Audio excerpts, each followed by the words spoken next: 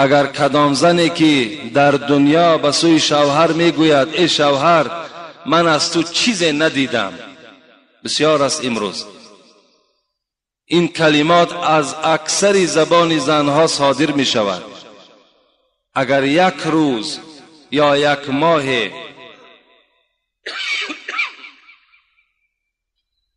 اگر زنها از نعمت‌هایی که در خاندان داشتند شاید سبب‌های پیدا شد و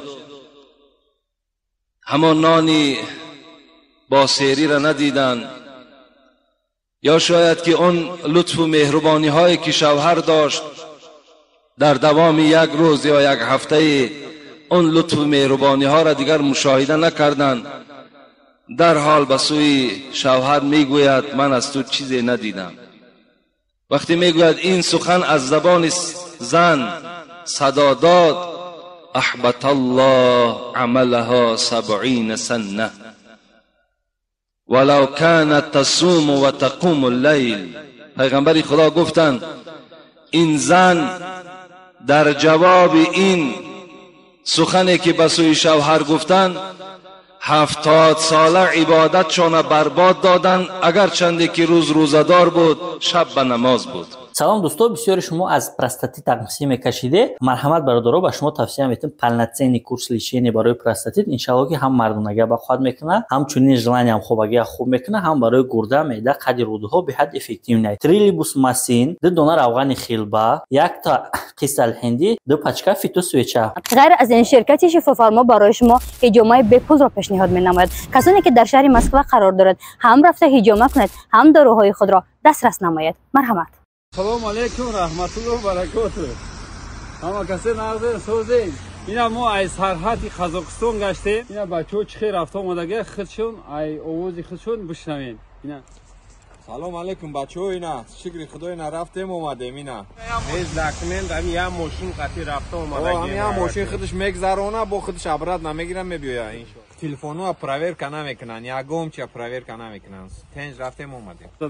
راه دو جوده من کردن، داشت داکمنتوشو ندیدم. ما ماشه خودم معامله کردم. محمود به داکمنت بدیا؟ چند قبل داکمنت واشه نکرده بودم. اینا همین کرد، رفتم اومدم بیس پرابلم هم یه ماشین قطعی داکمنت اینا میگراسیون که پیچت نچت هم آشنا بود. در یک کلمه ای که میگوید ما رأیت منک خیرا، من از تو چیزی ندیدم، باید خیلی با احتیاط باشم. چگونه که یک غلام در نزد مولای خود چقدر احترام دارد، یعنی چقدر با احترام صحبت میکند، از روی ترس باید که زن هم با شوهر خود این چنین صحبت داشته باشد. این زمان انشاءالله اون ثواب‌هایی که در این جمعه‌های گذشته گذاشتیم بعد زن نائل می شود. و الا اگر سرکشی کند و این گونه کلمات ها را اگر تلفظ کند، وای به حالش، چی در دنیا و چی در قیامت. البته اینها شرمنده هستند و در عذاب خداوند گرفتار می شود. امروز باشد چگونه که به شما خبر دادیم که خیلی سوال های زیاد منتظر جواب هستند. می خواهم که جواب این سوال ها را به شما خبر دهم. بسم الله الرحمن الرحیم. السلام علیکم. داملای شیرین بیان. در سنت خواندن پراکنده شدن درست است یا نه؟ از صفها. زیرا مولای ما میگوید درست نیست. یعنی وقتی ما و شما فرض میخوانیم، کدام فرض نماز نباشد، چی فرض جمعه باشد، چی فرض پیشین باشد، چی فرض عصر باشد، ثواب و سنت همین است که در حال جایهای خود عوض کنیم. این ثواب است و سنت است. فقط جمع شدنی، یعنی راست بودنی صف، پر بودنی صف فقط برای نماز فرض است و خلاص. برای سنت اگر شما صف کشین و در صف راست کنیم برای سنت، نماز همت کراهیت دارد، مکروه است. در نماز سنت هیچگاه باید صف راست نباشد و صف نباشد، باید همه پراکنده باشد. سنت انا همین است. اون ملا صد نامعقول کرده است. ملا از هوا گفت است. ملا اگر پسترین کتاب همین شرح گوری را مختصر تماشا کند، در همون در باب سنت ها میگوید که حتی که سنت در مسجد خواندن خودش مکروه است.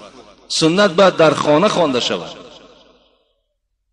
و در مسجد که آمدیم باید که جایهاتان، مثال چی قدر میگوید صاحب کتاب که اگر جایها را عوض کنیم و جایهای سجده چی قدر زیاد باشد، همون قدر برای خود شاهد در روز قیامت تیار میکنه. یعنی هر پارچه زمینی که شما عبادت میکنین، اینها برای شما شاهدی در روز قیامت میدهند. چند قدر شاهد زیاد شد، همون قدر کار شما آسان میشود. این از طریقه سنت خواندن. فرضها را که خواندیم پراکنده شویم در مسجدها هر طرف، حتی در خانه هم که خوانیم سنت است، اگر به شرط خانه های شما نزدیکتر باشد. دوم سوال، این شعر بیدل را التماس تحلیل کنید. آفت ایجاد است ساز زندگی هوشیار باش، از طراوت خانه دارد در رهی سیلاب گل. اصلا همین تحلیل شعرها دا ما را البته بگیم علم ما نمیرسد، لیکن این برادر از ما خواهش کردن همین بیدل تحلیل کنیم. بیدل خود میگوید که شعرهای من همش کوتاه بلندی ها دارد.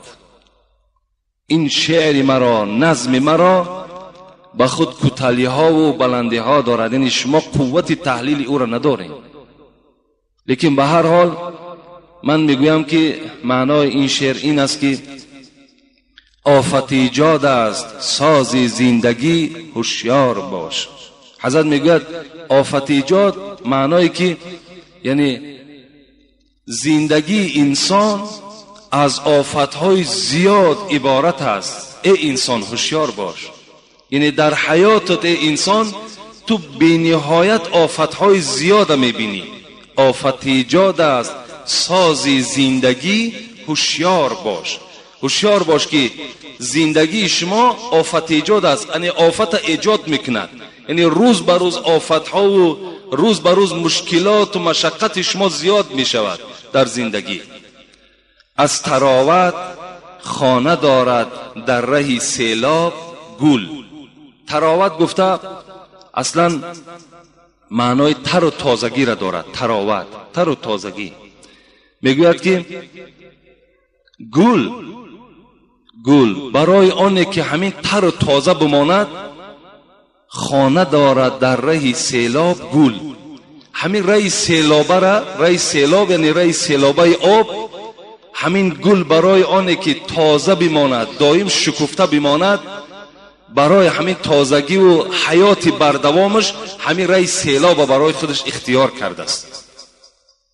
انا انسان هم میگه زندگیش مثل گل است، بلای آنه که مثال همین آدم زنده ماند، حیاتش بردوام ماند، باید که همین مشقت هایی که در بالاش میاد همین ها را باید که چیکار کند؟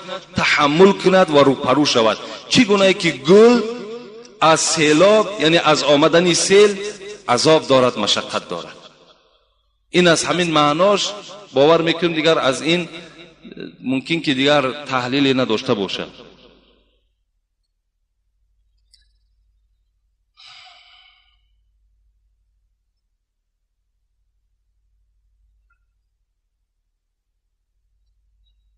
السلام علیکم داملا حاجی میرزا، اگر در نکاح دست بالای دست باشد چی زیان دارد؟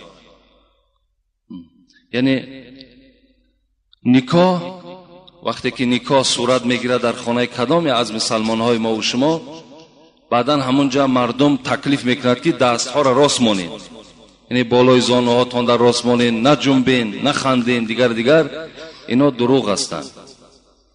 دست ها چی در بالای پا باشد چی در زمین باشد، اینا یگان اهمیت ندارند در نکاح.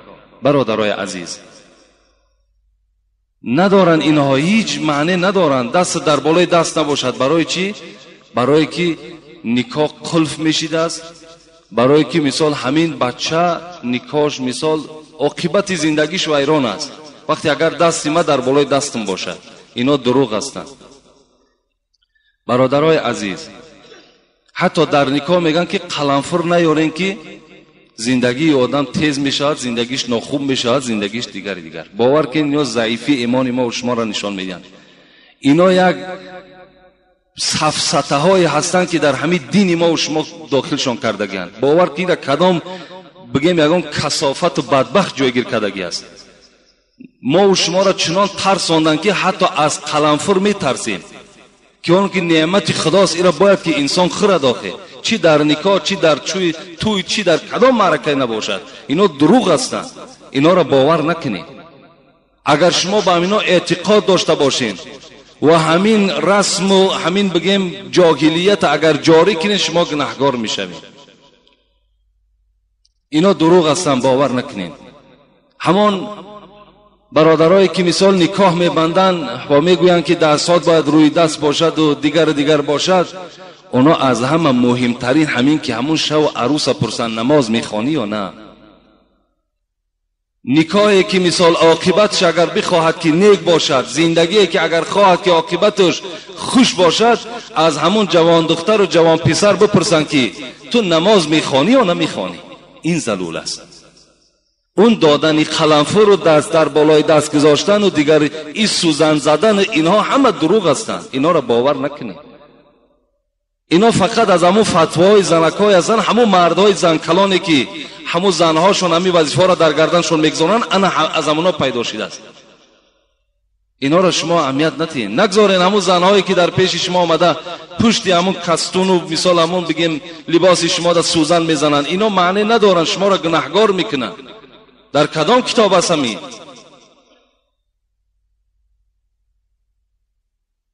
از اینها دیده باید که همون دختره، همون جوان مثال جوان پسر تربیه اسلامی دادن در کار، اخلاقی خوب داشته باشد. اینا ضرورتر هستند در نکاح، نه اینکه دست بالای دست ماندن و دیگر مثال جاهلیتی که در همون شب نکاح انجام می‌یابد. اینا هیچ معنی ندارن، دروغ هستن. اینا رو باور نکنید.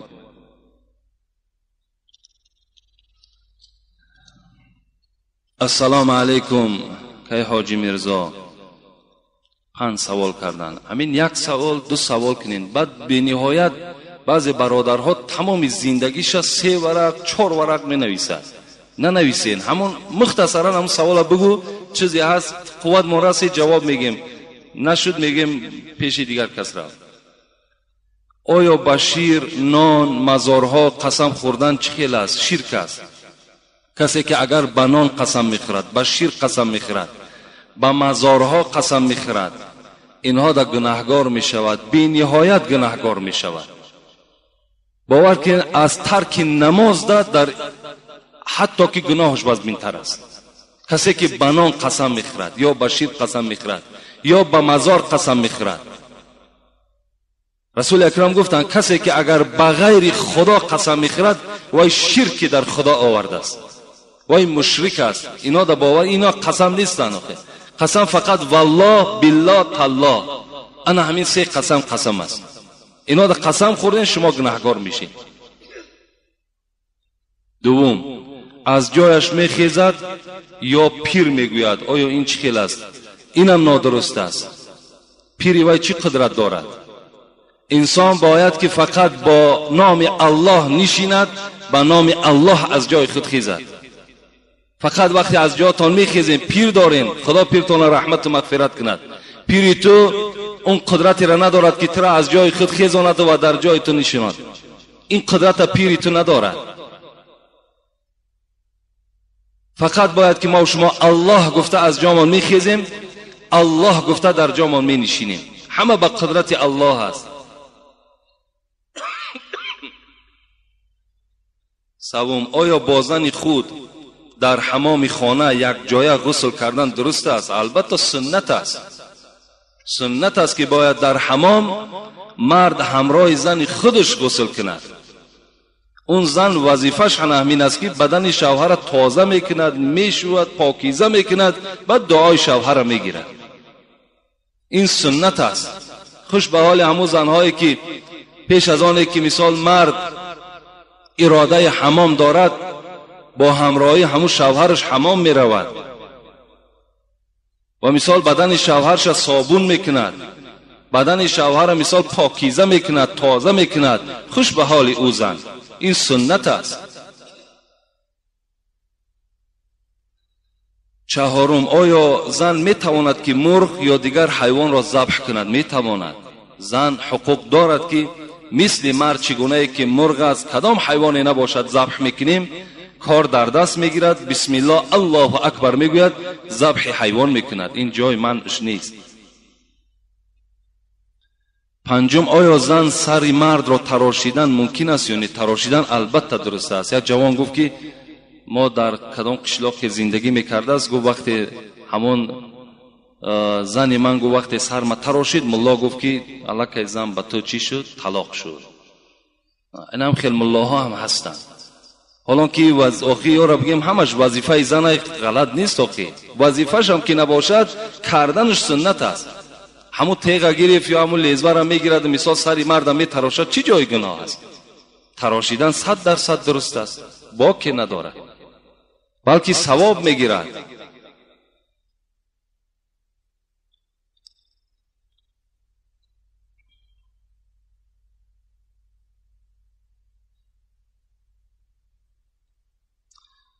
یکم سوال. السلام علیکم. آیا ابورت جایز است؟ ابورت جایز است.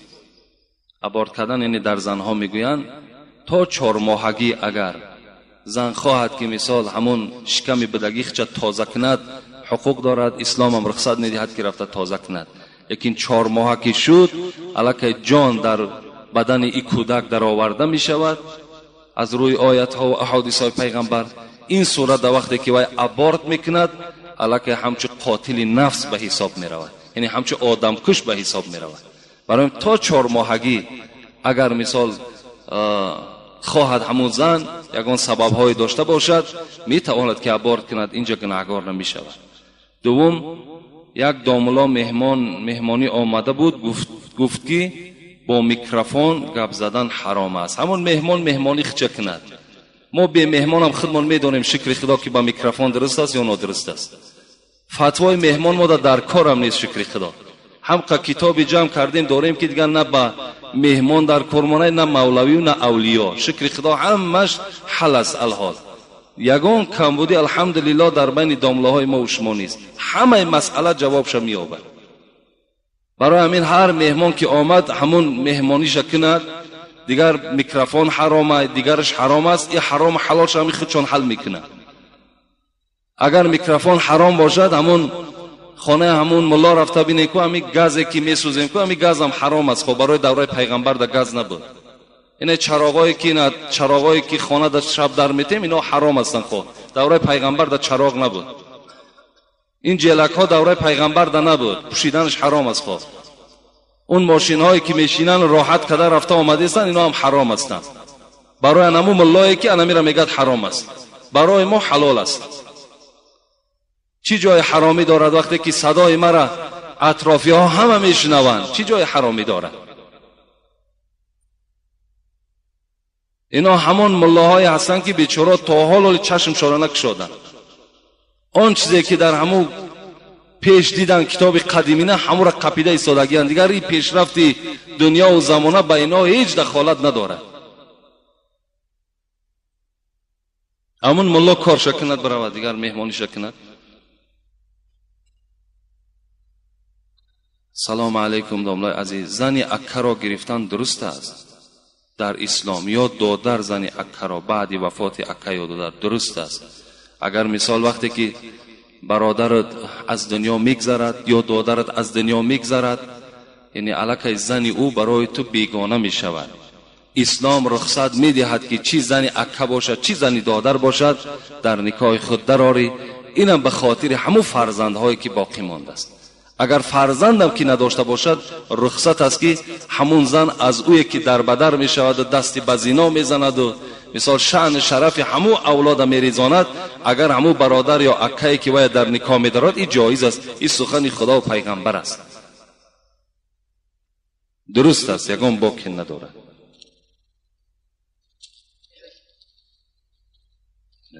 می نویسن که دیگر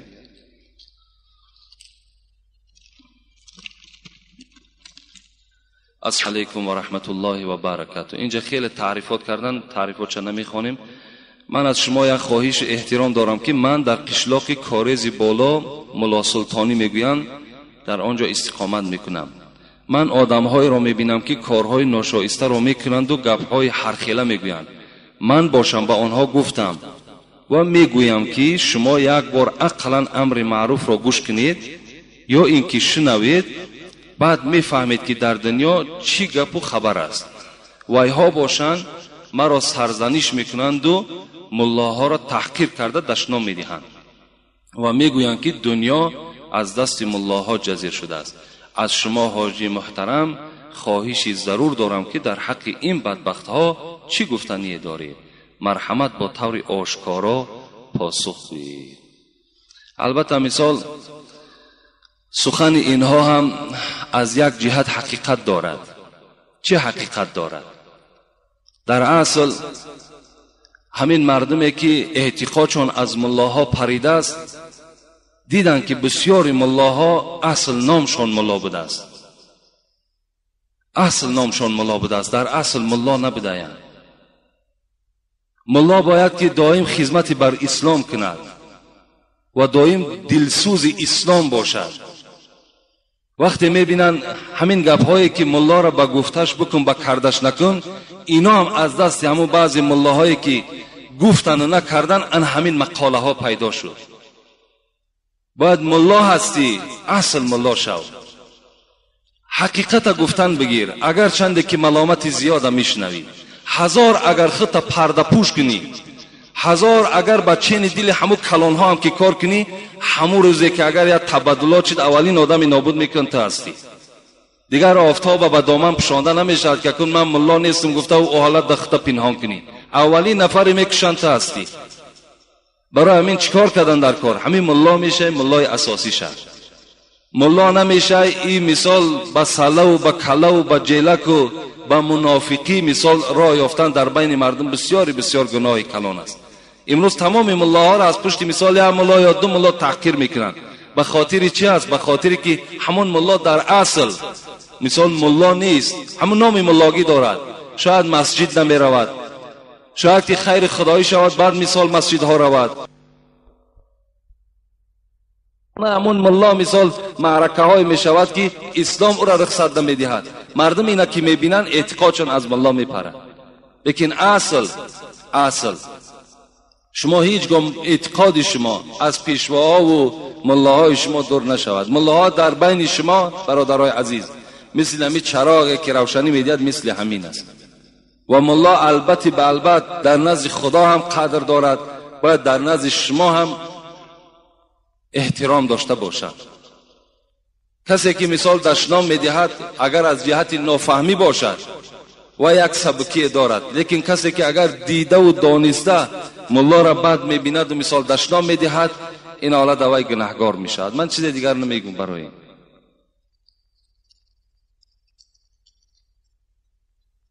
السلام علیکم و رحمت الله و برکاته. اکای حاجی میرزا، پیش از همه به شما عمر دراز و وطن صحت و دل بیغم خواهان هستم. من خیلی فخر میکنم که در شهر کولاب باستانی زندگی میکنیم و این خیل حاجی را صاحب هستیم. من از شما یک خواهش دارم که به سوال من پاسخ گردانید. در کتاب قرآن گفته شده است که بعد نماز بامداد، یعنی بعد از فرض نماز بامداد، یگان نماز نیست. اگر بعد نماز بامداد نماز نفل یا یگان نماز دیگر خوانی، این درست است یا نه؟ خواهش دارم این سوال را پاسخ گردانید. با احترام، من یک مخلص امر معروف شما هستم. یعنی من اول همون آیت هم می نویساندین که در کدام جای قرآن گفته است که بعد نماز بامداد دیگر هیچ نماز نیست. خوبش این میشد لیکن بعد نماز فرض بامداد خواندن نمازهای نافله جایز نیست. یعنی نمازهای سنت، نمازهای نافله را خواندنش در مذهب ابو حنیفه جایز نیست خواندن تا آفتاب برآمدن. آفتاب که برآمد بعد نمازهای نافله را، یعنی نمازهای زیادتی را خواندنش از روی مذهب ابو حنیفه چی می شود؟ جایز می شود. یعنی بعد نماز فرض تا برآمدن آفتاب، اگر مثال شما اگر نماز قضایی خوانین باکی ندارد، نمازهای قضایی را خواندنش درست است باکی ندارد، یا نماز جنازه باشد باکی ندارد، یا سجده تلاوت برای 14 جای قرآن که سجده تلاوت دارد اگر ادا کنی باکی ندارد. فقط نماز نافله را، یعنی نمازهای زیادتی که در مثال شکر وضو میخوانین، تحیه مسجد میخوانین و دیگر مثال در حق پدر و مادر، اینها را بعد فرض دیگر اجازت نمیتن. یعنی همین بعد صبح که دمید فقط سنت و فرض هم بامداد خوانده میشود خلاص. نمازهای نافله فقط تا دم صبح است. صبح که دمید اینها را دیگر خواندنشان از روی مذهب ابو حنیفه جایز نمیشه.